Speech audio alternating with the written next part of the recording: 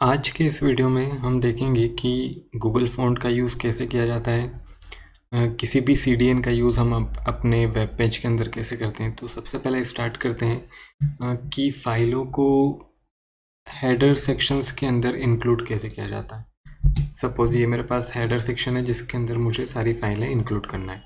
अब इंक्लूडिंग के लिए मैं बात करूँ तो मैं यहाँ गूगल फ़ॉन्ट का भी यूज़ करूँगा, और सपोज़ मेरे पास फ़ॉन्ट ऑसम के या किसी भी तरह के जो आइकन मुझे यूज़ करना है, तो उस आइकन की फ़ॉन्ट फैमिली को या उसकी सीडीएन को किस तरह से लिंक करवाते हैं, वो सारी चीज़ें देखेंगे। सबसे पहले हम सीडीएन के फॉर्मेट में देखेंगे, फिर दूसरी चीज़ कि जब हम उसी सीडीएन या उसी प्लगइन को अपने लोकल पर डाउनलोड करके फ़ोल्डर के अंदर कैसे फ़ाइलों को इंक्लूड करवाते हैं, वो सारी चीज़ें देखेंगे। तो सबसे पहले अगर मैं बात करूं कि फ़ॉन्ट आइकन की, तो मैं गूगल पर सर्च करता हूं फ़ॉन्ट ऑसम 4.7।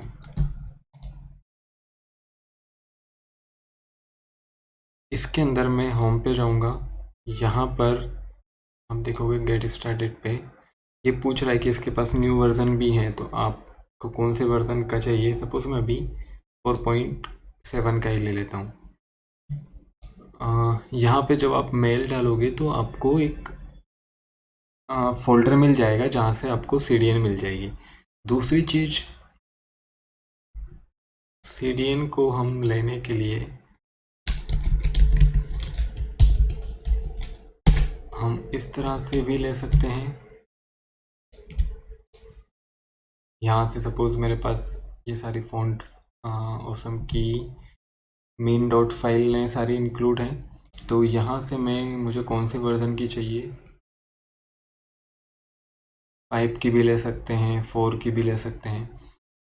मैं 4 की इसलिए अभी ले रहा हूँ क्योंकि इसमें बहुत सारे फ्री आइकन्स अवेलेबल हैं, इसलिए मैं 4.7 को ज़्यादा प्रेफर कर रहा हूँ। तो 4.7 पे गया। यहाँ पे मैं देखूँगा कि मेरे पास main dot C S S वाली फ़ाइल कौन सी है। ये सी डी एन है मेरे पास 4.7 main dot C S S. इसको मैंने कॉपी किया और अपने फोल्डर के अंदर यहाँ पे href के अंदर मैं इस cdn को इंक्लूड करवा दूंगा। अब आप देखेंगे जब मैंने सिर्फ फ़ॉन्ट ऑसम को इंक्लूड करवाया, तो जब मैं फ़ॉन्ट ऑसम पे मुझे किस तरह का आइकन चाहिए उसको फाइंड करने के लिए जब मैं आइकन पर क्लिक करूँगा, तो सपोज़ मुझे इस तरह का एड्रेस बुक चाहिए, या इस तरह के एंकर चाहिए, या इस तरह का यूज़र आइकन चाहिए, तो मैं क्या करूँगा, मैं इस एड्रेस बुक पे क्लिक करूँगा। यहाँ से मैं देखूँगा कि मेरे पास एक HTML कोड रिप्रेजेंट हो रहा है जिसमें कि आई टैग के अंदर क्लास के साथ इस तरह का कोड लिखा हुआ है। तो मैं इस कोड को कॉपी करूँगा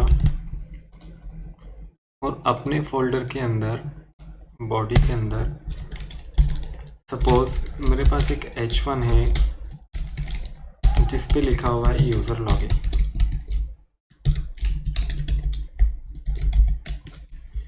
इसके साथ मुझे अगर आइकन यूज़ करना है तो मैं इस तरह से इस आइकन को कॉपी कर दूंगा और इस हेडिंग के साथ इसको इंक्लूड करवा सकता हूँ, या मैं बाय डिफ़ॉल्ट सपोज़ कोई सा दूसरा आइकन लेता हूँ।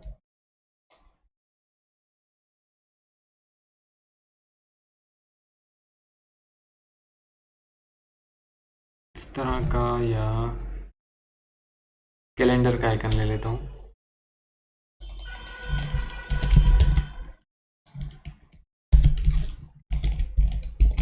अब मैं जब इसको ब्राउज़र पर रन करूँगा तो देखो मेरे पास ये यूज़र लॉगिन के साथ में आइकन यहाँ पर आ गया, सेकंड कैलेंडर वाला आइकन आ गया। तो इस तरह से मैं किसी भी HTML टैग के अंदर इस तरह के आइकन का यूज़ कर सकता हूँ। अभी मैं यहाँ पर फ़ॉन्ट ऑसम वाली प्लगइन का यूज़ कर रहा हूँ, इसलिए इसके आइकन यूज़ करूँगा। इस तरह से हम कुछ और फ़ॉन्ट फैमिलीज़ के आइकन यूज़ कर सकते हैं। और सेकंड चीज़, अब इसके अंदर हमको फ़ॉन्ट का यूज़ किस तरह से करना है। सपोज़ मुझे कोई सी गूगल फ़ॉन्ट यूज़ करना है, तो मैं क्या करूँगा, मैं गूगल फ़ॉन्ट सर्च करूँगा। गूगल फ़ॉन्ट के अंदर मुझे सपोज़ इस फ़ॉन्ट पे क्लिक किया, मुझे चाहिए रोबोटो पॉपिंस ले लेते हैं। जब मैं पॉपिंस पे क्लिक करता हूँ तो आप नीचे देखेंगे कि मेरे पास ये सारी फ़ॉन्ट्स अवेलेबल हैं। रेगुलर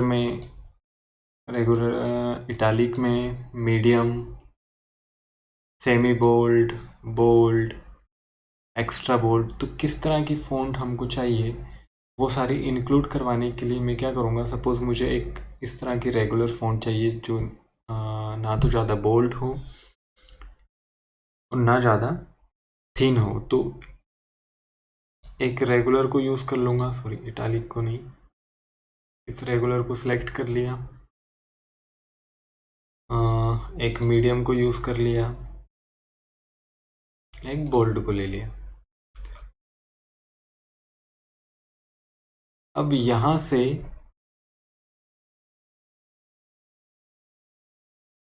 एक तो मैं ये करूँगा कि यहाँ से डाउनलोड फैमिली कर सकता हूँ, या फिर अभी मुझे CDN का यूज़ करना है तो मैं यहाँ से व्यू पर क्लिक किया, मेरे पास यहाँ देखूँगा कि यहाँ पे इंपोर्ट दो तरीके से कर सकते हैं, या तो हम CSS के अंदर इंपोर्ट करवा के, या फिर हम HTML पेज के अंदर लिंक करवा के। तो अभी हम लिंक करवाने के तरीके से CDN का यूज़ करके वेब पेज के अंदर फ़ॉन्ट का यूज़ करना सीख रहे हैं। तो सबसे पहले मैं जितनी भी यहाँ लिंकिंग है, मैंने 3 फ़ॉन्ट सेलेक्ट किए हैं, रेगुलर, मीडियम, बोल्ड। तो मैं इन तीनों फ़ॉन्ट का जो मेरे पास लिंक बाय डिफ़ॉल्ट बनकर आया है उसको मैं कॉपी करूँगा। को मैंने कॉपी किया और अपने वेब पेज के अंदर, इस वेब पेज के अंदर मैंने इंक्लूड करवा दिया। ठीक है, इसके अंदर क्या हुआ कि मेरे पास ये देखो, आप रेगुलर भी आ गया है, मीडियम भी आ गया है और बोल्ड भी आ गया है। अब मुझे क्या करना है, अभी आप देखेंगे कि यहाँ मेरे पास सपोज मैं कुछ थोड़ा सा डिस्क्राइब करने के लिए कुछ और HTML टैग यूज़ कर लेता हूँ।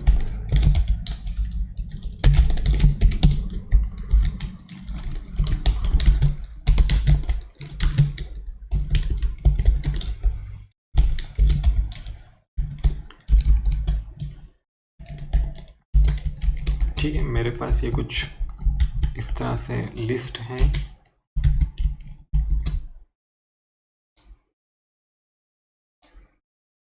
ये देखो, अब अभी मेरे पास फ़ॉन्ट कुछ इस तरह से शो हो रहा है जो कि बाय डिफ़ॉल्ट फ़ॉन्ट है। अब मुझे इस फ़ॉन्ट पॉपिंस का यूज़ करना है, तो मैं क्या करूँगा, मैं यहाँ पर स्टाइल टैग के अंदर मुझे क्या चाहिए, इस LI पे फ़ॉन्ट चेंज करवाना है। तो मैं क्या करूँगा, LI, जब मैंने फ़ॉन्ट सेलेक्ट किया था तो मेरे पास ये लिंकिंग बन के आई थी। अब इसका CSS का रूल क्या है कि मैं इस फ़ॉन्ट फैमिली को यहाँ से कॉपी करूँगा और इसको अपने जिस CSS प्रॉपर्टीज़ के अंदर मुझे चाहिए, सपोज़ मुझे LI टैग भी चाहिए, तो मैं यहाँ LI के साथ इसको इंक्लूड करवा दूँगा। ठीक है, अब मैं इसको ब्राउज़र पे रन करता हूँ। अब देखेंगे ये मेरे पास ये रहा मेरे जब मैंने फ़ॉन्ट को यूज़ नहीं किया था तब का फ़ॉन्ट जो मेरे पास यहाँ शो हो रहा है, और एक फ़ॉन्ट ये जो मेरा जब मैंने पॉपिंस का यूज़ किया, मतलब उस फ़ॉन्ट फैमिली का यूज़ किया, तो उसके बाद कुछ इस तरह से फ़ॉन्ट मेरे पास चेंज होकर आया। अभी मैं देखूँगा कि यहाँ पे ये मेरे पास फ़ॉन्ट फैमिली आ गई। मैं क्या चाहता हूँ कि मुझे ये अभी बाय डिफ़ॉल्ट फ़ॉन्ट फैमिली जो इसकी पॉपिंस वाली है वो शो हो रही है। मैं चाहता हूँ कि ये कुछ बोल्ड शो हो या कुछ एक्स्ट्रा बोल्ड हो, तो उसके लिए मैं क्या करता हूँ, मैंने यहाँ देखा कि मेरे पास अगर मुझे आ, ना तो ज़्यादा बोल्ड चाहिए ना ज़्यादा थिन चाहिए, तो मैं रेगुलर वाली फ़ॉन्ट का यूज़ कर रहा हूँ। फिर मीडियम के लिए मैं इस वाली फ़ॉन्ट का यूज़ कर रहा हूँ, और बोल्ड के लिए मैं इस वाली फ़ॉन्ट का यूज़ कर रहा हूँ। एक्चुअली ये मेरे पास फ़ॉन्ट वेट है जो कि रिप्रेजेंट कर रहे हैं फ़ॉन्ट की साइज़ का, कि वो बोल्ड शो होगी या सेमी बोल्ड शो होगी या रेगुलर शो होगी। तो इसके लिए मैं क्या करूँगा, मैं यहाँ पर सपोज फ़ॉन्ट वेट ये लिखा मैंने, तो मीडियम साइज में शो होने लग गई, या फिर 600 या 700 में मेरे पास बोल्ड फॉर्मेट में फ़ॉन्ट चेंज हो गई। मैं इस तरह से इसको लिख सकता हूँ। जिस तरह का फ़ॉन्ट मुझे चाहिए मैं उस तरह का फ़ॉन्ट यूज़ कर सकता हूँ। ठीक है, इस तरह से हम किसी भी CDN का यूज़, चाहे वो अभी हम आगे नेक्स्ट ट्यूटोरियल में स्लाइडर का यूज़ कैसे करते हैं, तो स्लाइडर के लिए हम कौन सी प्लगइन का यूज़ करेंगे, उसकी CDN कौन सी रहेगी। अभी हमने सिर्फ एक तरीका देखा है कि हमको फ़ॉन्ट या कोई सी CDN फाइल के अंदर कैसे इंक्लूड करवानी है। अब सपोज़ मुझे मेरी एक लोकल से कोई सी फाइल इंक्लूड करवानी है, तो मैं क्या करूँगा, अपने फ़ोल्डर के अंदर मेरे पास सपोज़ मुझे एक CSS की फ़ाइल चाहिए या एक JS की फ़ाइल चाहिए, तो मैं एक CSS की फ़ाइल बनाऊँगा। अब CSS की फ़ाइल बनाने के लिए मैं क्या करूँगा, असेट्स के अंदर CSS के अंदर एक फ़ाइल बनाई मैंने, style.css। ठीक है, इसको कॉपी किया,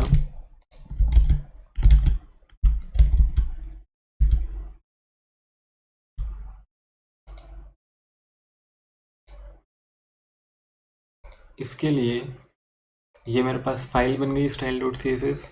अब मैं क्या चाहता हूँ, इसको इंक्लूड करवाऊँ, क्योंकि ये मेरे पास लोकल पर मेरे फोल्डर के अंदर है। तो मैं क्या करूँगा,